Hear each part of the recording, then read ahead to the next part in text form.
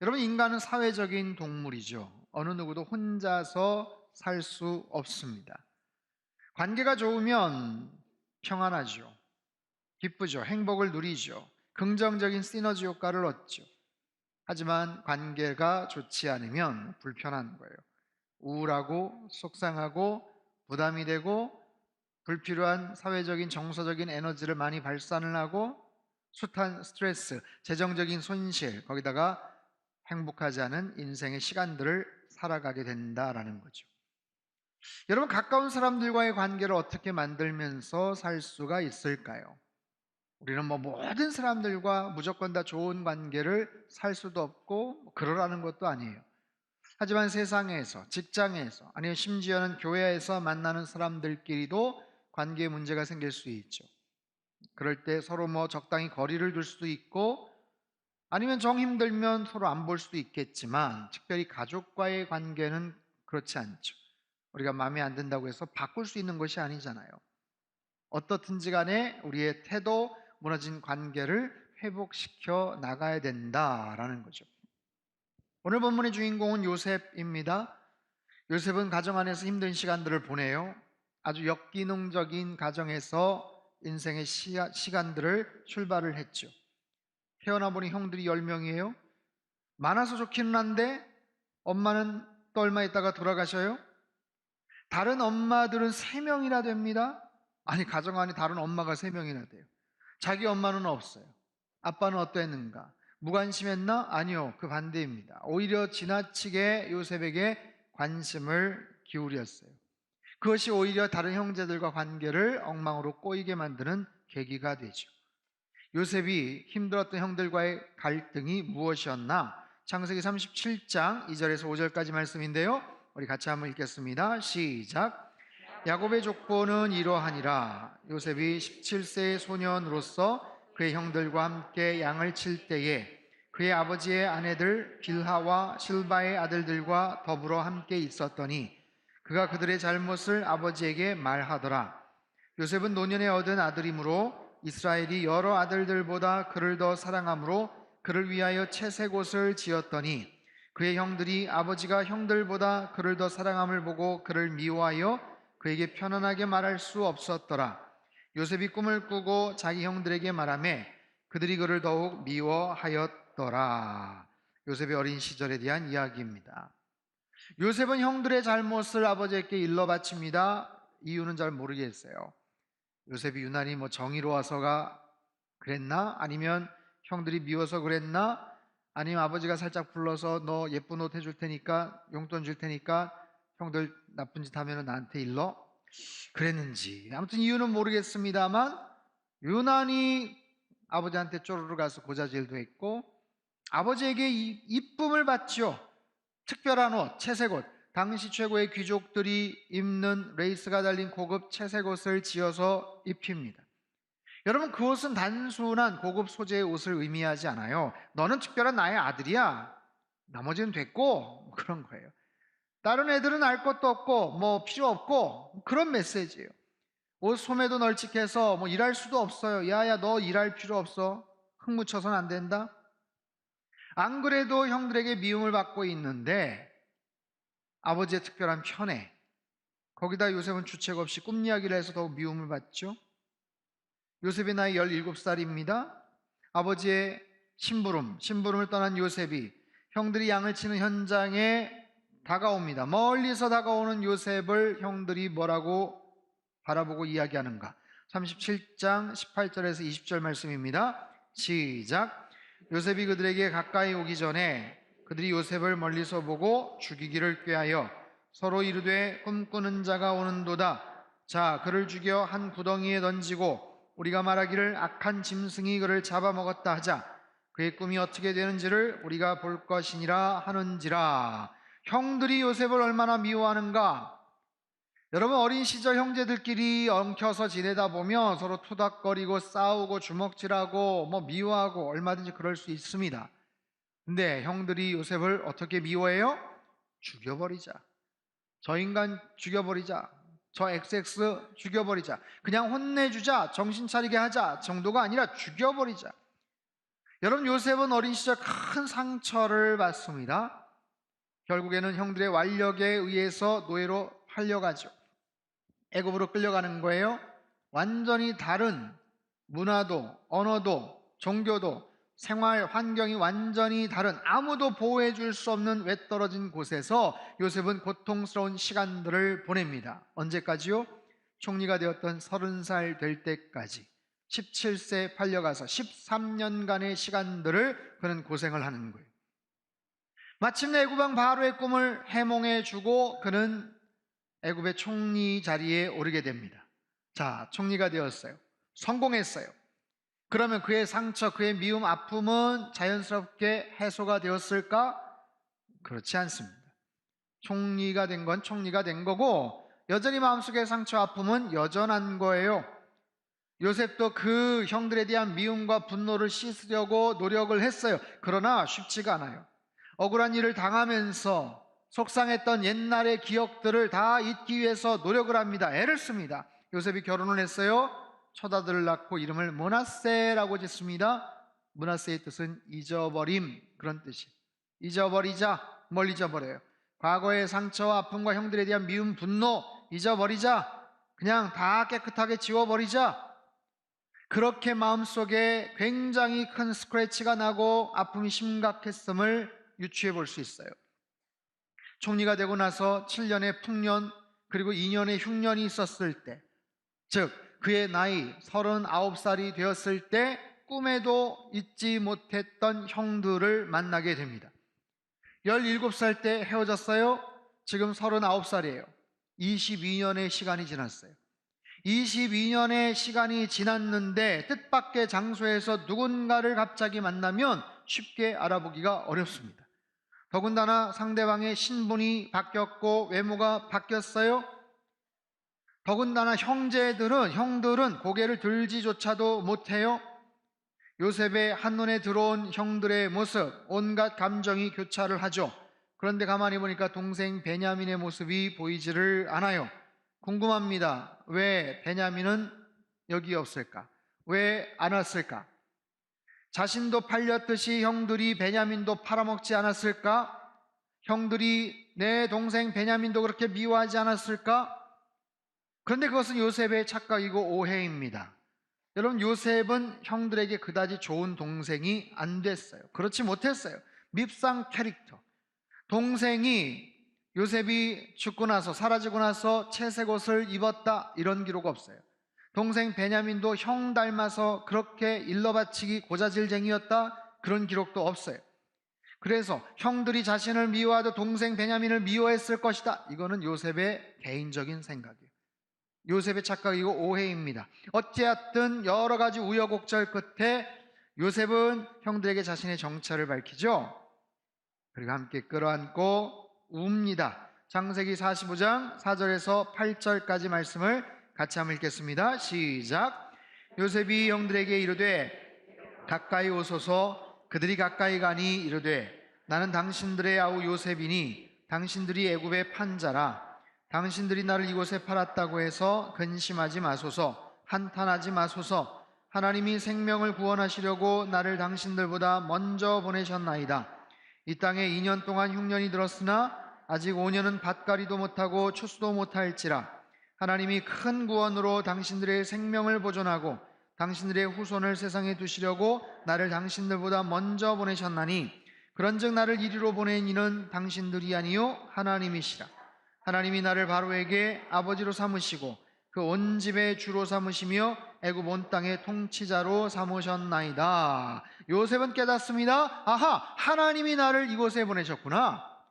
형들이 미워해서 팔아먹어서 나를 이곳에 보내신 것이 아니라 여전히 형들에 대한 인간적인 미움과 분노는 있지만 하나님이 큰 계획과 그림 속에서 나를 이곳에 보내신 거구나 하면서 조심스레 그동안 쌓여왔던 분노와 그 냉랭한 감정이 녹아내리기 시작합니다. 형들을 용서하려고 작정을 합니다. 전적인 피해자라고 생각했던 요셉은 하나님의 큰 그림과 계획을 깨닫고 나서 형제들을 용서를 합니다. 형들에 대한 미움, 상처 다 풀어버리고 용서하기로 작정을 하죠. 자, 요셉은 그렇게 문제가 해결된 줄 알았어요. 상처 입었던 자신이 문제를 풀면, 용서를 하면 문제가 해결될 줄 알았어요. 하지만 언제나 관계는 쌍방적입니다. 요셉은 문제를 풀었다고 생각했는데, 자신은 용서했다고 생각을 했는데, 정작 상처를 입혔던 가해자였던 형들은 문제가 풀리지를 않았어요. 요셉은 용서했다고 생각했는데 형제들은 아니야, 요셉이 용서할 리가 없어, 아직 마음속에 담아둔 것이야, 요셉이 용서하지 않았다고 형들은 그렇게 생각을 합니다. 그리고 그 문제를 끌어안고 고심을 합니다. 염려합니다. 두려워합니다. 얼마 동안이요? 그 이후도 17년간 그래요. 17년간.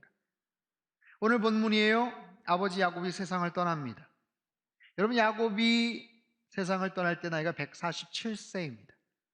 130살에 요셉을 다시 만나요. 죽은 줄 알았던 요셉이 총리가 되었단다 하면서 그 멋지고 감동적인 상봉, 그 이후에도 금방 죽을 줄 알았지만 아버지 야곱은 17년을 더 삽니다. 그리고 나서 아버지 세상 떠나고 나서 요셉에게 형제들이 찾아와요. 이 오늘 본문이에요. 창세기 50장 15절에서 21절까지 말씀을 우리 같이 한번 읽어보겠습니다. 시작.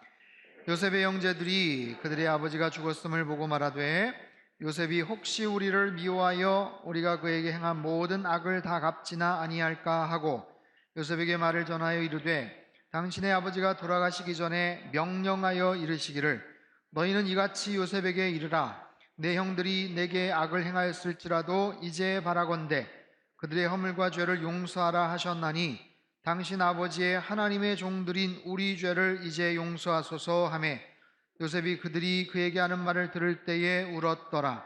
그의 형들이 또 친히 와서 요셉의 앞에 엎드려 이르되 우리는 당신의 종들이니이다.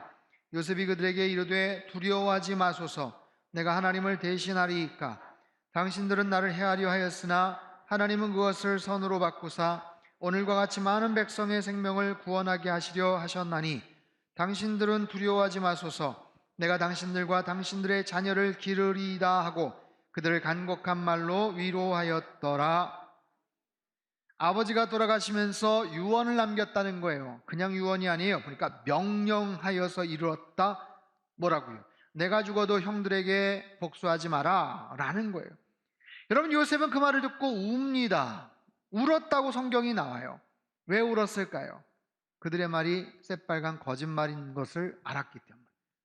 그들의 말이 거짓말인 것을 눈치를 챘다면 분노하고 속이 상하고 뭔가 이 인간들 여전히 옛날 모습 그대로네 싶을 텐데 좀 다른 차원의 거짓말인 것을 알았어요.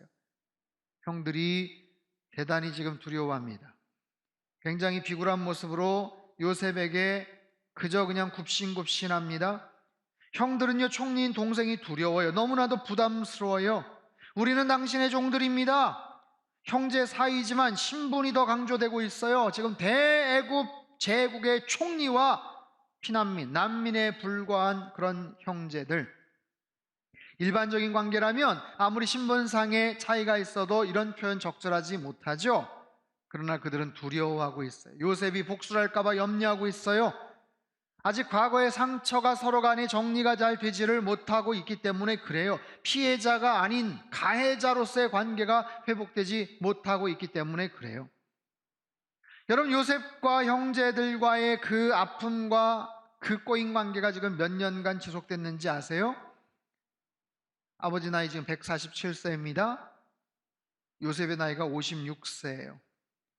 형들과 헤어질 때 17살, 형들 다시 만날 때 22년이 더 지났고요. 거기에서 또 17년이 더 흐릅니다. 처음 17살 때부터 계산하면 39년, 무려 40년의 시간이 흘러버린 거예요. 요셉은 잊었고 용서했다고 했는데 형들은 여전히 불안해합니다. 용서받지를 못한 그런 불안한 그런 마음으로 두려워 떨고 있어요. 그 사실을 보면서 요셉이 안타까운 거예요. 그 사실로 인해서 형들에게 미안한 마음도 있고 속상한 마음도 있고 안타까움에 눈물을 흘리는 거예요. 여러분, 죄라는 것은 그렇습니다. 관계에서의 상처라는 것은 10년, 20년, 30년, 40년이 지나간다고 자연스럽게 해결되지 않아요. 반드시 어떤 특별한 사건이 있어야 되고, 특별한 용서를 구하든 용서를 하든 분명한 어떤 사건들이 있어야 되는 거예요. 여러분, 아무리 오랜 시간이 흘렀어도 관계를 정확하게 풀어야 됩니다. 용서를 빌어야 되고 용서를 해줘야 돼요. 그렇지 않으면 여러 가지 마음의 두려움과 불안함, 속상함과 크나큼의 그런 상처들이 시시때때로 올라와 괴롭게 만들죠. 우리 일상에서도 사람들과 오랫동안 풀지 못했던 그런 관계적인 어려움이 있어요. 가족들, 형제들, 사랑하는 그런 관계임에도 불구하고 오랫동안 풀지 못한 아픔들이 있어요. 자, 이것을 어떻게 하면 풀 수가 있을까요?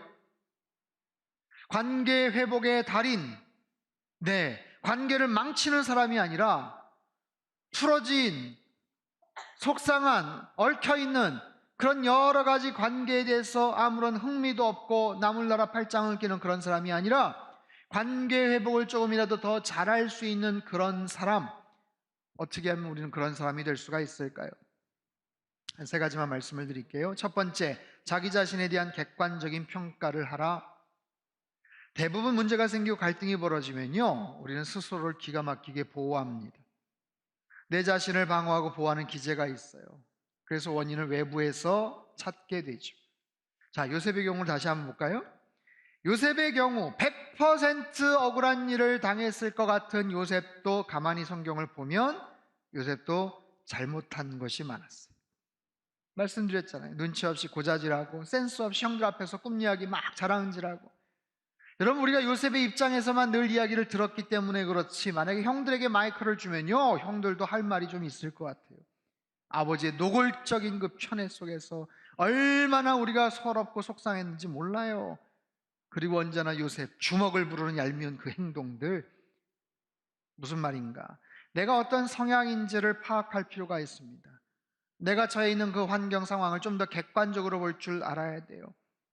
물론 100% 상대방이 잘못했고 100% 내가 완벽한 피해자인 경우도 있습니다. 분명히 있어요. 그러나 세상에 많은 얽히고 설켜 있는 관계 속에서 그 문제들을 가만히 들여다보면 쌍방적인 원인들이 분명히 있고 어느 정도 그런 상황에서 객관적으로 평가를 할 줄 알아야 된다는 거죠. 두 번째는요, 관계 회복을 위한 실제적인 노력을 하라. 여러분, 관계 회복을 위해서는 여러 가지 노력이 필요하고 또 다양한 그런 해법들이 있지만 그 중에 가장 중요한 게 뭐냐면 자존심 문제 해결입니다. 자존심, 그놈의 자존심. 인내심이 없을 수도 있고 아니면 다른 여러 가지 이유도 가능하겠지만 특별히 자존심을 버리지를 못하거나 그것을 지키는 그런 상황 때문에 관계가 계속해서 지속되거나 어려운 모습으로 끌려갈 경우가 많더라라는 거예요. 여러분, 사실 우리 사이에 여러 가지 복잡한 관계들, 물론 더 깊고 심각한 문제들도 있지만 그렇지 않은 꽤 많은 부분에서는 사실 자존심을 조금만 버리고 양보하면 의외로 쉽게 풀릴 수 있는 것들이 많아요. 그쪽에서 먼저 전화하고 먼저 손 내밀고 먼저 말을 걸어오니까 그냥 자연스럽게 그냥 뭐 쑥스럽지만 풀릴 수도 있는 그런 문제들이 생각보다 꽤 많습니다. 그것을 버리는 거죠. 내가 먼저 사과하고 내가 먼저 말을 거는 거예요. 그러고 나면 조금 있다가 나도 사과를 받겠죠. 나도 미안해. 사실 나도 잘한 건 없어.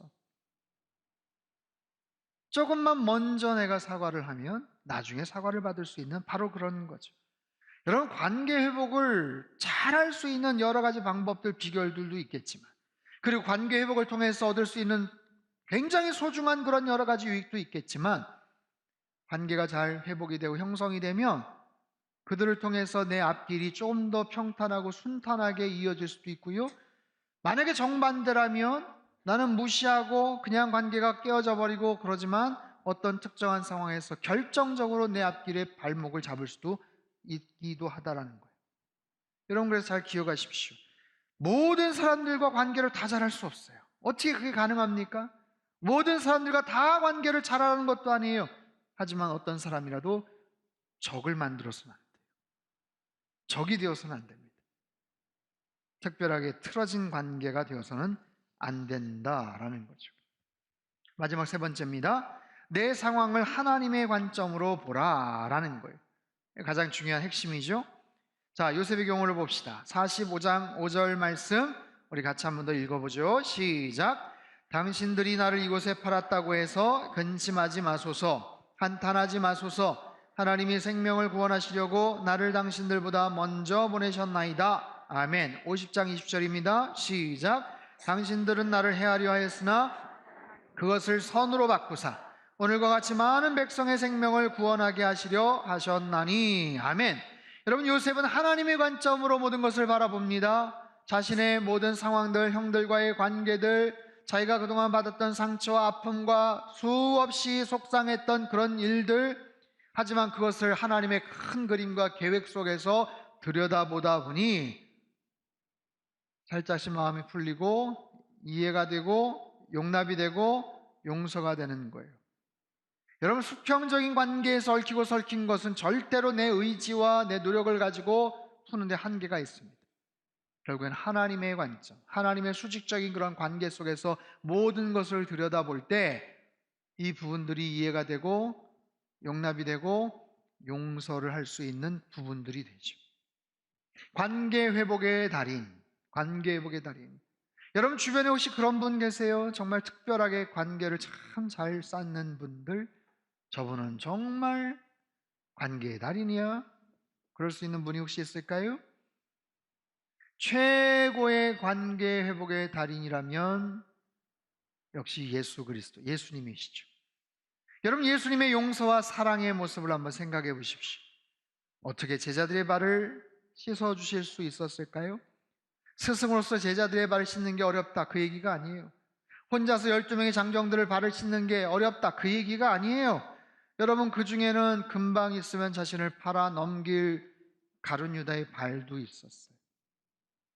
예수님 가룟 유다인 줄 딱 직감하는 순간 어떠셨을까요? 좀 이렇게 확 좀 이렇게 꼬집거나 좀 힘을 주거나 그러시지 않았을까 싶기도 하고, 이건 베드로 발이네. 어이구, 베드로. 금방 좀 있다가 자신을 모른다고 부인하고 저주까지 했던 그 베드로. 여러분, 예수님께서 그들에게 보이셨던 그 놀라운 섬김과 사랑, 십자가에 달려 마지막까지 죽어가시면서도 아버지여 저들의 죄를 용서하여 주옵소서. 어떻게 그것이 가능할 수 있을까? 예수님이니까 그냥 가능하지라고 그냥 생각할 것이 아니라 예수님이 보이셨던 그 위대한 용서와 은혜와 그 사랑의 모습들, 결국에 예수님은 하나님과 인간과의 깨어진 관계를 회복시키기 위한 귀중한 그런 영적인 통로가 되셨죠. 인간들 사이에서 얽히고 설킨 문제를 풀어나가기 위한 아주 소중한 그런 영적인 매개체가 되셨죠. 그것을 우리에게 모범으로 보여주시죠. 한번 해보라는 거예요. 닮아보라는 거예요.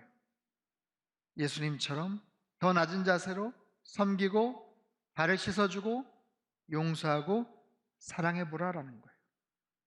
사랑하는 성도 여러분, 오늘 이 주제는요 굉장히 어려운 주제입니다.